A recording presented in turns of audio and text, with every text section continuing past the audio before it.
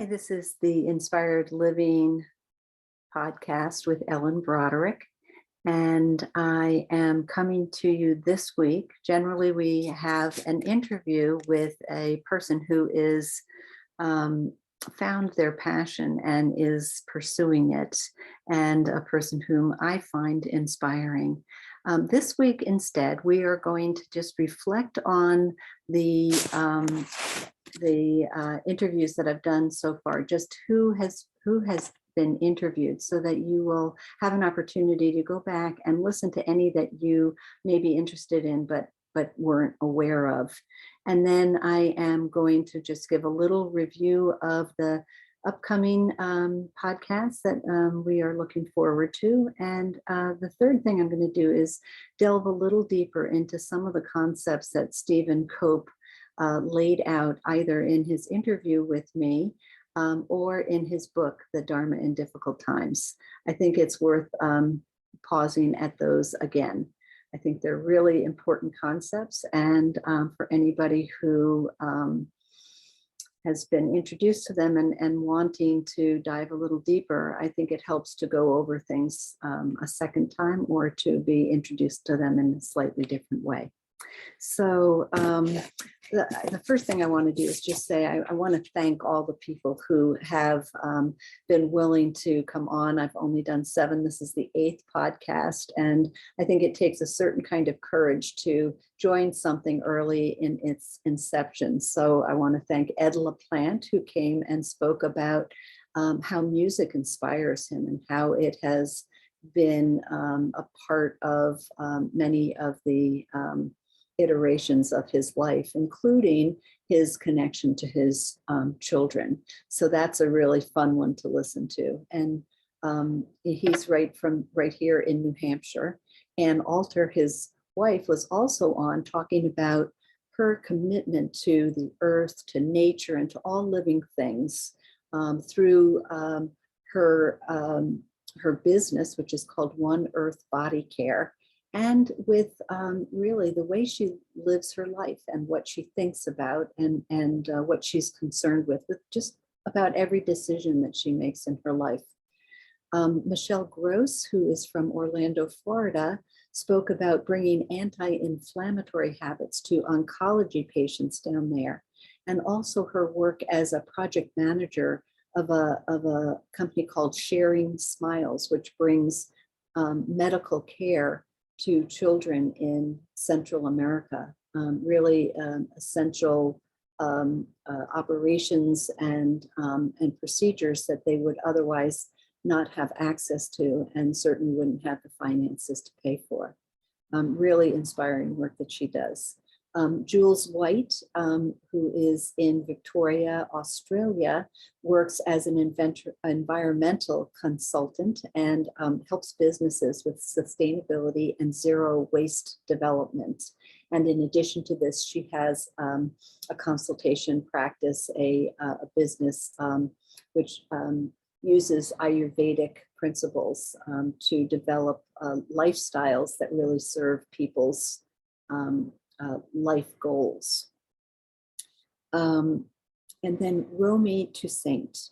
Romy is a health coach and inspirational speaker, a yoga teacher, and she finds the divine in nature and in one another. She really authentically blends spiritual life, the connection to the divine, with daily living and relationships and career. If you didn't get a chance to hear Romy's interview, I really highly recommend it. In all these cases, if you listen and you like them, please hit the like button. Also subscribe and share generously with anybody you think might be interested in any of these podcasts. That will really help us to grow the listenership quickly. So upcoming, we are going to be having interviews with Bob Sansis, who is in the greater Boston area and is a preschool teacher and a lay minister for people in the community. And He is inspiring in how he listens to, hears, and acts on his inner voice, as far as I'm concerned. We will also be having an interview upcoming with Kate Young Wilder, and that will be on finding the divine in art. So Kate has a very specific understanding of her ability to really feel, experience, and express the divine through art, and she helps others to do this as well. And then lastly, upcoming, we have Jen Morris, who is here in New Hampshire and runs the Wild Heart Yoga Studio. And she also is the host of a cooking show called Kitchen Inspired. And she has some really interesting projects going. And so it'll be great to have a conversation with her as well. And now I just want to dive a little bit deeper into the work that Stephen Cope has done on the Dharma in Difficult Times. So the Dharma in Difficult Times takes the work of the Bhagavad Gita and shows how the principles of it have guided and shown people the most authentic way of connecting to their life's work and pursuing that. And it's a conversation between a young nobleman, warrior, Arjuna, and his older, wiser guide, mentor. And it's a wonderful conversation that takes place on the eve of a great battle. And Arjuna is trying to figure out what his right actions are in this case. So it's a conversation that takes place all through the night. And as the dawn is breaking, Arjuna has some insight into what he is to do. So I wanted to just share a couple of quotes. A few of them are from the Dharma in Difficult Times, and I think one or two of them are also in the Dharma in Difficult Times, but as quotes from the Bhagavad Gita. So the first quote that I wanted to share, well, before I share the quote, the idea is that when we're born, there's no real roadmap or owner's manual on how to live this life. And in the eyes of Stephen Cope, when you get your hands on a good translation, generally, of the Bhagavad Gita, or someone to help you to understand what the story is really all about, that this then can become that roadmap that we all look for, or that many of us look for. So the first quote is, each individual must decide with God's help to what particular duty she is called, through discernment, through dialogue, through prayer and meditation, and with complete understanding of consequences of her actions. So I think this is really interesting, because in the Bhagavad Gita, the only thing that Krishna shares with Arjuna about a particular practice is the practice of meditation. So, the voice of God has a really hard time coming through if there's too much noise, too much static, too much going on. And the one real big, huge benefit of meditation is being able to experience enough silence, enough stillness to discern the voice of the divine. I think that's really beautiful. Another quote, this one from the Bhagavad Gita, is, free from self-will, aggression, arrogance, anger, and the lust to possess people or things, those who hear these teachings are at peace with themselves and others and enter into the unitive state, united with Brahman, ever joyful, beyond the reach of desire and sorrow, They have equal regard for every living creature and attain supreme devotion to me. So this, I think, lays out both what it is we have to get over in order to get to our Dharma and get to the union with the divine, or the unitive state. Those things being self-will, aggression, arrogance, anger, and the lust to possess people or things. So I'm sure that most of us, if not all of us, can identify with some one or more of these attributes that we have struggled with in our lives, and perhaps still are struggling with. So this is laying out that, okay, here's what we have to get over. And then the things that what we can hope for when we are successful with that is to be united with Brahman or God. And that brings a joy, and it brings an absence of desire and sorrow. So we no longer have desire because we are at one with all. That makes a lot of sense. And the sorrow is also out of reach because we are fulfilled by that connection to the divine, and by being able to let go and be the instrument, as St. Francis of Assisi said, be the instrument of thy peace. So I thought that was really worth sharing. And then difficult times liberate us from the bondage of I, me, mine. We must be forced out of the cave of self, out of the womb, out of the egg. Difficult times and disorienting dilemmas point the way. So Stephen is really telling us here that on our own, without these more than nudges,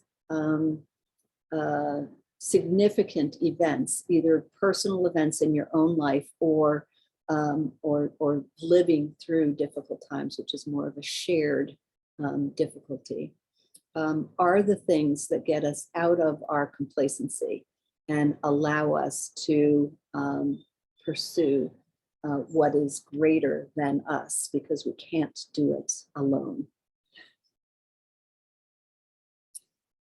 This also is from the Dharma in Difficult Times. If you bring forth what is within you, it will save you. Not just you, it will save the whole world.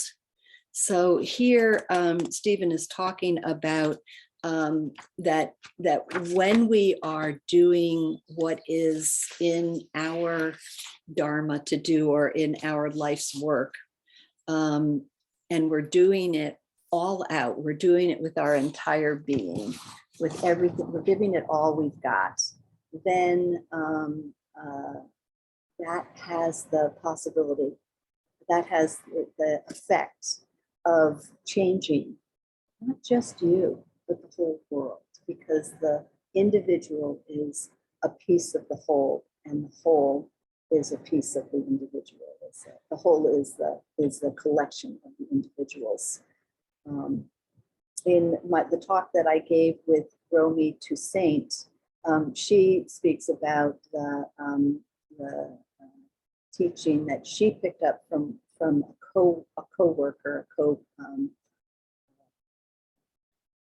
leader, of a wave and the ocean. So the waves are many, there are all different shapes, sizes, maybe hues, but they are all a piece of the whole and inseparable from the whole. And that this is the experience of the individual and the divine. And if we are too connected to simply the individual, to the I, the me, the mine, then we are not freed to also understand our experience of being the divine as well.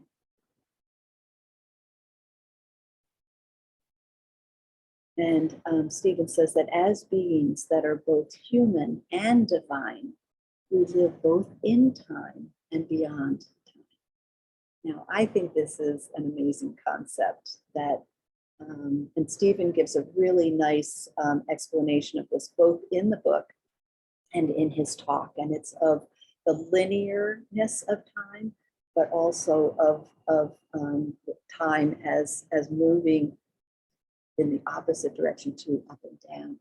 So in fact, there's no space between things that happen, sometimes years or hundreds of years apart. And one of the examples he gives of this is the act that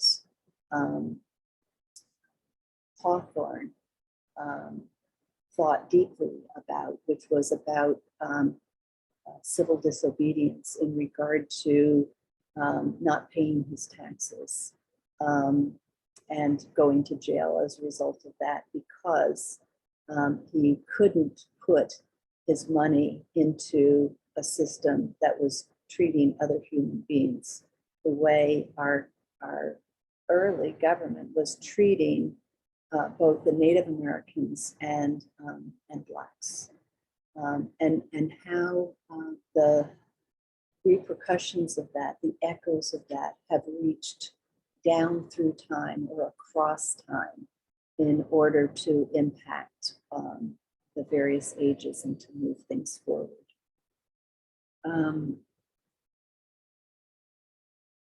And he says, no matter how small the beginning may seem to be, what is once well done is done forever. So Stephen takes the work of Krishna's lessons in the Bhagavad Gita, and he created 4 basic principles or lessons for hard times. And the first one is to take refuge in your highest spiritual resources. Take refuge in God, and whatever you call God, the divine, Buddha, anything that you have in your mind of what is the power of all beings. Number 2, look for the hidden signs of Dharma, and you look for these through omens and hunches and intuition. Those things will point the way. Having realized your sacred calling, trust your Dharma to serve the self and the whole simultaneously. They're inextricably linked. This again goes back to the wave and the ocean, that what happens to one is actually happening to both. When you fully, this is the last one, when you fully surrender your Dharma, you are not the doer. Divine Spirit moves and acts through you and guides you with supreme consciousness. So it is the Divine Spirit that holds the whole, that holds the picture of the whole and what is needed. And this particular piece, this number 4 lesson, is reminiscent for me of also St. Francis of Assisi, when he says, make me an instrument of divine master, make me an instrument of thy peace. And the idea that we are here to be the hands and feet and voice of the divine, and that actually that is where we will find our joy, through understanding what our role or our part is and really taking that on. That's where we will find something. So I hope that sort of refresher, or maybe for some people, just something to perhaps interest you in both the work of the book, The Dharma in Difficult Times, and the wonderful talk with that Stephen gave when I interviewed him a few weeks back. I'll look forward to seeing you in upcoming weeks. We'll be here next week and hope to see you then. For Inspired Living with Ellen Broderick. Thank you for coming.